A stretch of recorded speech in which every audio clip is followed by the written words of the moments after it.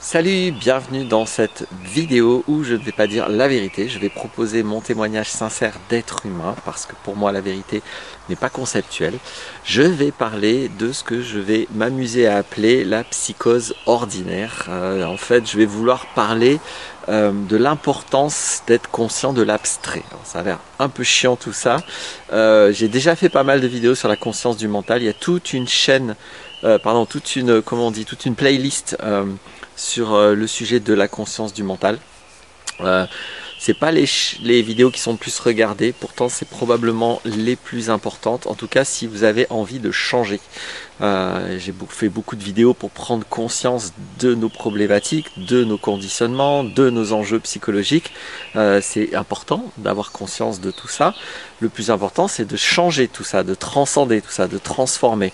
Et ça se fait principalement dans mon expérience par la conscience du mental. Donc si vous avez envie de changer, et pas seulement de comprendre, ce qui n'est pas une vraie compréhension d'ailleurs, allez regarder quand même les vidéos sur le mental, celle-ci en fait partie.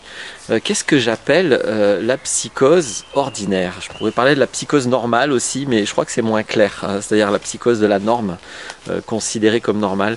Je pense que j'aime bien psychose ordinaire, un petit peu comme on parle aussi de violence éducative ordinaire, c'est-à-dire c'est toutes ces choses qui sont dangereuses, je dirais, sur le plan sociétal. Dangereuse, je pèse mes mots, hein. C'est pas, je cherche pas à faire de l'effet, je pense que c'est vraiment dangereux, mais qui est totalement banal, totalement classique, ordinaire et fréquent dans notre société. Alors là, c'est plus qu'ordinaire, puisque c'est carrément l'usage de la langue.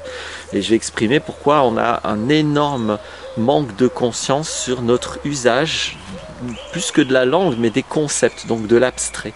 Nous avons une capacité d'abstraction et nous nous en servons sans aucune conscience du fait que dans la vie, il y a le concret, auquel on accède avec les 5 sens, et il y a l'abstrait, c'est toutes nos capacités de conception, de mettre des mots, de mettre des concepts. C'est pour ça que je dis, la vérité n'est pas conceptuelle, on ne peut pas avec les mots décrire la vérité, décrire le réel, c'est juste pas possible. Si je suis là devant un paysage, les données sensorielles que je reçois dans ce que je vois, ce que j'entends, je ne parle pas de ce que je ressens dans mon corps en mode intuition ou en mode émotionnel, je parle juste de ce que je vois, ce que j'entends, ce que je sens avec mon nez, ce que je peux toucher éventuellement. Ces données-là sont énormes, sont incommensurables, et quoi que je puisse dire de ce que je suis en train de percevoir, ce sera toujours comment je peux dire, une gigantesque réduction de la réalité que je peux percevoir avec mes 5 sens, sachant que cette réalité que je perçois avec mes 5 sens est déjà une gigantesque réduction du réel. Donc déjà mes organes sensoriels vont réduire énormément le réel, mais alors mon mental c'est la boucherie.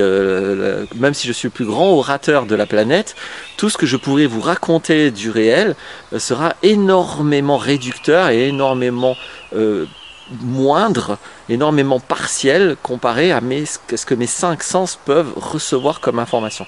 Donc on accède au réel avec les 5 sens, pas avec le mental. Alors pourquoi je parle de psychose ordinaire?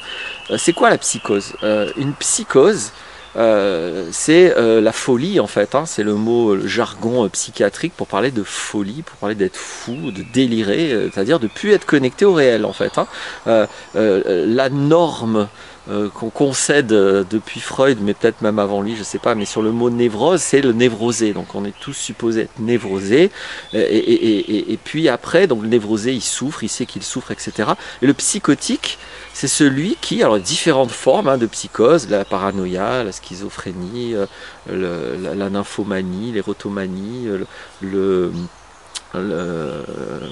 m'en manque, enfin bref, il y a plein de formes de psychose différentes, mais la psychose, quand on franchit la ligne de la névrose, c'est que je n'ai pas conscience d'abstraire en fait, c'est-à-dire que je n'accède plus à la conscience de la symbolisation. Pour un psychotique, il n'y a pas de différence entre ce qu'il a dans sa tête et le réel. Si un truc dans sa tête égale le réel, tout ce que le psychotique imagine, pour lui, c'est la réalité. Donc le paranoïaque, s'il a l'idée que son voisin lui en veut, en fait, pour lui, c'est sûr, son voisin lui en veut.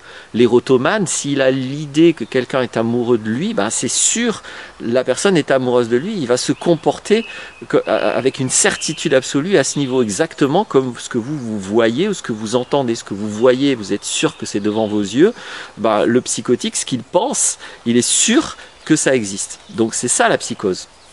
Pourquoi je parle de psychose ordinaire? Parce que justement, cette conscience d'abstraire, nous ne la manifestons pas ni dans notre expression, ni dans notre mode de pensée. Donc nous avons tendance à prendre nos pensées pour des réalités, à croire que ce que nous pensons égale quelque chose qui pourrait être vrai. J'insiste, c'est pour ça que je dis la vérité n'est pas conceptuelle, c'est pour ça que je dis je ne vais pas dire la vérité, on ne peut pas dire, on ne peut dire que des mots, on ne peut pas dire la vérité. Les mots ne peuvent pas être la vérité. La réalité donc, hein, ou appelez ça comme vous voulez. Avoir raison, avoir tort, dire vrai, dire juste, surtout à l'époque des fake news, machin, c'est complètement une psychose ordinaire. C'est-à-dire que ça n'est pas possible. Alors attention, je ne dis pas que tout se vaut. Je ne vais pas revenir sur des détails que j'ai déjà exprimés dans d'autres vidéos, hein, sur ces sujets. Encore une fois, tout ne se vaut pas. Il y a des pensées qui sont symboliques, il y a des pensées qui sont diaboliques. Donc allez voir ce que je dis sur les symboles, les diaboles. En tout cas, une pensée est oui ou non harmonieuse avec le réel. Et c'est mes 5 sens qui font l'arbitre, qui disent ah bah là c'est réel, où là, ce que tu dis ne correspond pas au réel.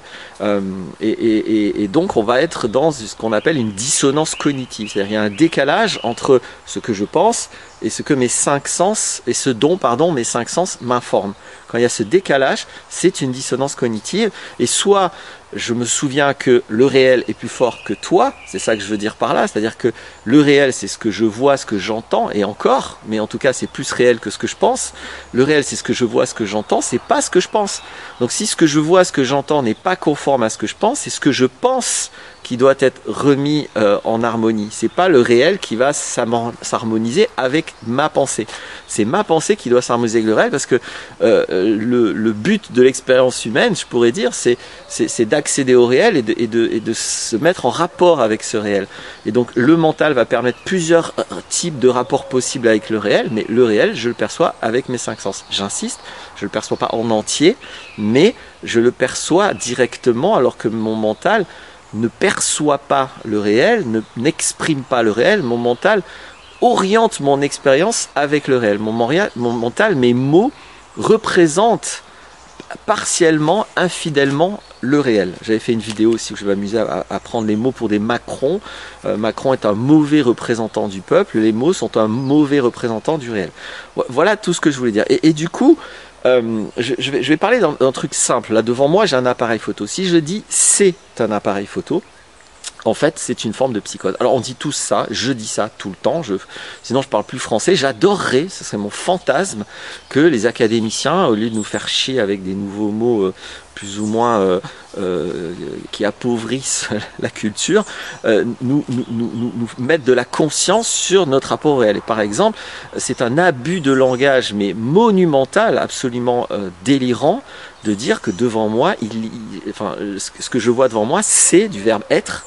C'est un appareil photo. Non, ça n'est pas un appareil photo. Si j'étais très rigoureux, je dirais je pense appareil photo.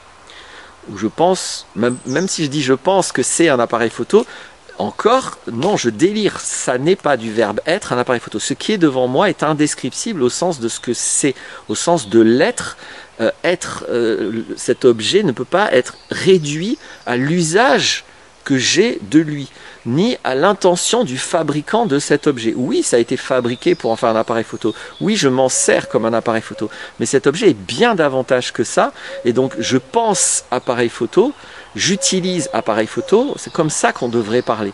En tout cas, c'est ma proposition. Après, vous en ferez ce que vous voudrez. Mais quand je crois que cette chose est un appareil photo, si jamais il y a quelqu'un d'autre qui vient et qui dit « Mais non, ça c'est pas un appareil photo, c'est un objet de décoration ou c'est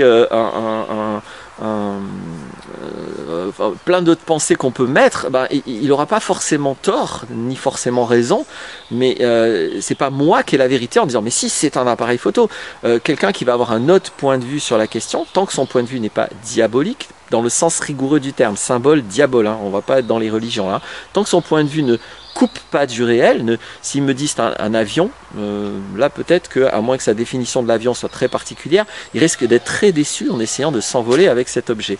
Mais par contre, il peut dire que c'est un objet de décoration, il peut dire que c'est une matière première, il peut dire que c'est un objet dépassé, il peut avoir une opinion, il peut avoir plein de choses qui font que croire que ça n'est qu'un appareil photo et que ça n'est pas autre chose, va peut-être créer du conflit avec ceux qui perçoivent la chose autrement, mais je peux sortir de ces conflits du verbe être, et c'est pas que le verbe être le problème, hein, mais en tout cas là je pointe sur ça pour essayer d'expliquer mon propos. La réalité c'est je pense appareil photo, et donc j'utilise du coup, étant donné que je pense ça, j'utilise appareil photo. Autre usage complètement dévié, toujours du verbe être, parce que ça me semble être le plus important, c'est quand je vais dire je suis informaticien, je suis thérapeute, ou je suis écolo, ou je suis communiste, etc. Non, peut-être je peux dire je fais thérapeute, c'est du faire, c'est pas de l'être. Je ne suis pas un thérapeute, je ne suis pas un informaticien, je ne suis pas président de la République, je fais président de la République, je fais politicien, je fais thérapeute, je fais informaticien, je fais postier. Oui, pas je suis, je ne suis pas. Le verbe être, encore une fois, ce que je suis est monumentalement plus vaste et plus complexe que simplement mon activité professionnelle. De la même manière, je ne peux pas me réduire à mes idéologies, je ne peux pas dire je suis écologiste, enfin je ne peux pas dire, vous comprenez, hein, là je m'amuse à me mettre dans un monde où on ne serait pas dans cette psychose ordinaire, et on ne dirait pas et on ne pourrait pas penser je suis écologiste, ça n'a absolument c'est complètement insensé, c'est complètement inepte. Je vais dire je pense écologie, ou je pense écologiste, pourquoi pas, je pense capitaliste, je pense communiste, pourquoi pas, ou je fais à la limite si je veux, je fais écologiste, mais pas je suis. Pourquoi je pointe particulièrement sur le verbe être? Parce que le verbe être va associer un concept à la chose, comme si ça veut dire que c'est réel. C'est-à-dire que la réalité de cet objet est l'appareil photo. La réalité de moi, c'est je serai thérapeute, donc ou je serai écolo, etc. Donc voilà pourquoi je pointe particulièrement le verbe être, mais on pourrait aller plus loin dans la conscience. J'ai pas envie de faire trop exhaustif dans cette vidéo. Je veux juste éclairer à l'importance de distinguer le concret et l'abstrait. Regardez l'usage que nous faisons des concepts relationnels. C'est quoi un concept relationnel? C'est père, mère, fils, fille, par exemple tous les concepts familiaux, mais aussi compagne, compagnon, mari, épouse, etc. Si je vous demandais, mais c'est quoi une mère? C'est quoi un père? C'est quoi un compagnon? C'est quoi un époux? C'est quoi une épouse? C'est quoi une fille? Si je vous demandais tous ces mots-là, ce que vous me décririez, c'est pas du tout une personne. Vous n'allez pas me dire, un époux, c'est quelqu'un qui fait 1m70, qui a les cheveux bruns, qui s'habille comme ci, comme ça, qui se rase pas ou qui se rase. Vous n'allez pas me décrire un individu. Pourtant, c'est un concept qu'on met sur un individu. On associe un individu à époux, épouse, père, mère, fille, fils, cousin, etc., etc. Or, quand vous allez me le décrire, si je vous dis quelle est la définition, quelle est la sémantique du mot, vous allez plutôt me dire, une mère, c'est quelqu'un qui aime, qui protège, qui éduque, etc. Un fils, c'est quelqu'un qui obéit, ou qui est quelqu'un qui aime, quelqu'un qui a confiance. Vous allez chacun avoir votre définition du mot, hein, même s'il y a des dictionnaires, on a quand même chacun notre langage. Mais en fait, à chaque fois, on décrit non pas un individu, mais on décrit une relation. On va mettre beaucoup de verbes dans la définition de tous ces mots-là. Ou c'est quoi un époux? C'est quelqu'un, alors peut-être vous allez dire, qui est solidaire, qui est engagé dans un couple avec moi, qui est aimant, qui est respectueux, qui est fidèle éventuellement, etc., etc. Vous allez décrire encore une fois des comportements, vous allez décrire une relation. Et là encore, c'est complètement ahurissant qu'au lieu d'étiqueter la relation, le contrat ou le projet que je vis avec quelqu'un, moi je vais dire c'est mon époux ou c'est mon père, ce qui n'a absolument aucun sens, puisque en fait je ne veux pas parler de la personne, je veux parler de la fonction ou au moins de la relation ou du comportement de la personne. Et je devrais dire on a une relation père-fils. Ça, c'est conforme à la réalité. Mais dire c'est mon père, alors encore une fois, on est dans le verbe être, ça n'a pas de sens, mais surtout, c'est pas de ça dont je parle. Je parle pas de cet individu, je parle de ce qu'il est supposé faire avec moi, dans les échanges avec moi, et en général, toute relation, elle est dans les deux sens. Et là aussi, c'est même pas, si c'est mon père, alors je suis son fils. Si c'est mon époux, alors je suis son épouse. Donc, on est bien en train de parler de concepts qui sont inévitablement à double dimension, enfin pas double dimension, qui sont réciproques en fait, qui sont à deux directions. Voilà, c'est ça que je voulais dire, à deux directions. Et pourtant, le vocabulaire ne représente pas la réalité dont on est en train de parler. Alors évidemment, c'est le bordel dans notre tête, tout est mélangé, uniquement parce qu'on est dans une psychose ordinaire. C'est-à-dire, je n'ai pas conscience d'abstraire, j'utilise des mots comme ça par rapport à comment on m'a dit de les utiliser, et je ne mets pas de conscience sur le fait que ce mot est une vue de l'esprit et pas du tout une réalité. Et que cette vue de l'esprit, elle est importante, elle est utile en tant que vue de l'esprit, elle oriente mon rapport, elle décrit quelque chose qui est important pour moi, qui compte pour moi, elle décrit surtout ce que je pense. Elle décrit ce que je pense.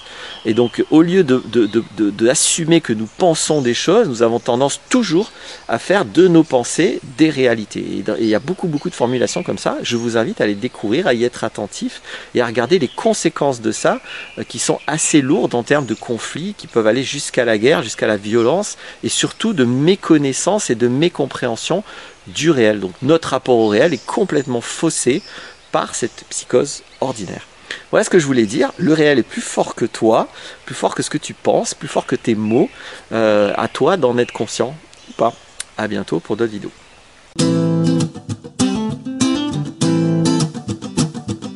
Life's a foolish game. Do you ever feel the same? Well, maybe we could change. Turn the ship another way. Feel it in the darkness. Sailing right into those jagged cliffs. Yeah.